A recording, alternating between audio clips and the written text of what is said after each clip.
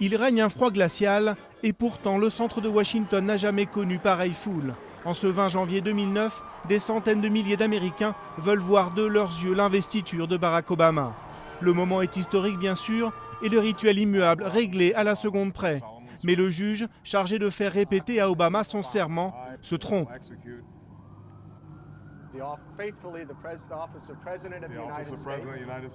Et pour éviter toute polémique, le cérémonial, une première, sera répété un peu plus tard dans un bureau de la Maison-Blanche. Un autre imprévu vient se glisser dans les cérémonies. Entouré de services de sécurité particulièrement sur les dents, le président décide à 2 reprises de faire une partie du parcours à pied alors qu'une seule halte était prévue.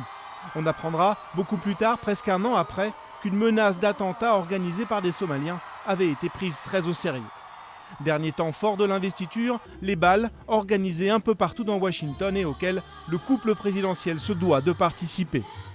Au cours de ses tout premiers jours à la Maison-Blanche, Obama s'emploie à marquer la fin d'une époque. Parmi les premiers décrets qu'il signe, la fermeture programmée de Guantanamo. Une décision qui n'est toujours pas effective un an après. Mais les États-Unis ont eu beaucoup d'autres dossiers à traiter, comme le sauvetage de l'industrie automobile, la crise financière ou la réforme de la santé. Une hyperactivité dans laquelle Obama a perdu des plumes. Les Américains sont à peine 50% à l'approuver, contre presque 70% il y a un an.